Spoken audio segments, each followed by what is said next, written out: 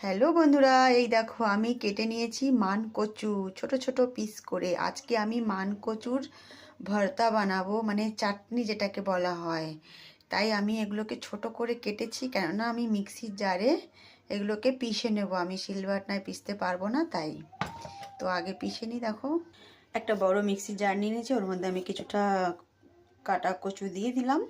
এবার একটু পেস্ট করে নিই। তো বন্ধুরা দেখো, পেস্ট করার পরে একেবারে কাঁচা গোল্লার যে সন্দেশটা হয় ঠিক সেরকম লাগছে দেখতে। কি সুন্দর লাগছে, তাই না? আর যেটুকু বাকি আছে ওর মধ্যে আমি কিছুখানি কাঁচা লঙ্কা, একটা দুটো রসুনের কোয়া দিয়ে ওটাকেও পেস্ট করে নিচ্ছি। বাকি যেটা বেঁচে গেছে দেখো, আমি কিছুটা কাঁচা লঙ্কা দিয়ে দিয়েছি আর 4-5 কোষ রসুনও দিয়ে দিয়েছি। এবার পেস্ট করে নিই। তো দেখো বন্ধুরা, যেটা আমি আগে বাটলাম লঙ্কা ছাড়া, সেটা কিন্তু লাগছে তোমার দুধের, ওটাকে কি বলা হয় বলো তো বাংলায়? আমি তো বারবার ভুলে যাই। কাঁচা গোল্লা, সরি, কাঁচা গোল্লার মতো। আর এটা লাগছে নারকেলের ক্ষীরের মতো। দেখো কি সুন্দর লাগছে না? তাহলে মনে হয় খেতেও এতটাই সুন্দর লাগবে। তো চলো এবার আমি এটাকে একটু ফ্রাই করে নিই।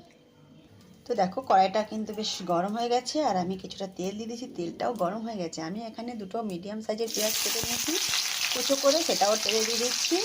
তোমরা চাইলে একটা বড় পেঁয়াজও নিতে পারো, আর যদি না থাকে তাহলে মিডিয়াম সাইজের পেঁয়াজ যতটা পরিমাণ তোমাদের ঠিক লাগে ততটা পরিমাণ দেবে। আমার থেকে মনে হলো যে দুটো দিলে ঠিক হবে, তাই আমি দুটো দিয়ে দিলাম। এবার পেঁয়াজটাকে একটু হালকা ভেজে নেব। পেঁয়াজটার মধ্যেই আমি দিয়ে দেবো একটু রং হওয়ার জন্য হলুদ গুঁড়ি।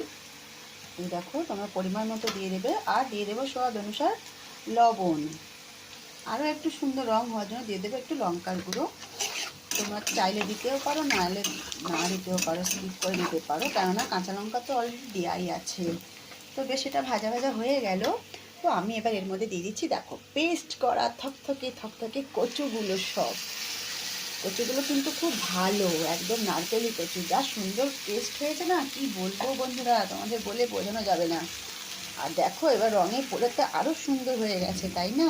এইরকম জীবনটাও একটু রং লাগলে কত সুন্দর রঙিন হয়ে যায়, তাই না? ভালোবাসার ছোঁয়াতে। দেখো বাহ বাহ বাহ, খুব সুন্দর লাগছে। তোমাদের কেমন লাগছে অবশ্যই বলবে কিন্তু।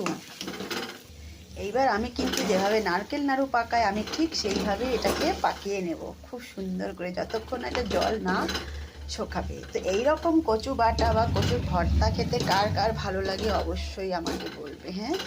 আর যদি এই ভিডিওটা ভালো লেগে থাকে তাহলে একটা লাইক, একটা শেয়ার করে দেবে, স্কিপ করে যাবে না কেউ, পুরো ভিডিওটা দেখবে। এইবার দেখো বন্ধুরা, জমে কিন্তু একেবারে ক্ষীর হয়ে গেছে কচু বাটাটা। ওফ, যা লাগছে না, তেল তেল তেল তেল, আমার তো এখনই জিভে জল চলে আসছে। দেখতে পাচ্ছ জমে ক্ষীর হয়ে গেছে। এবার এই জমে ক্ষীর থাকা কচু বাটাটাকে আমি কি করব বলো তো তোমরা? এইবার আমি এই হলুদ হলুদ সুন্দর সুন্দর কচু বাটাটাকে না একটু সবুজ সবুজ ধনেপাতা দিয়ে সুন্দর করে সাজিয়ে দেব। তো দেখো আমি কিন্তু সুন্দর করে সাজিয়ে দিয়েছি। এইবার বলো এই কচু বাটাটা খেতে তোমাদের কেমন লাগবে? ওফ, আসছে না জিভে জল?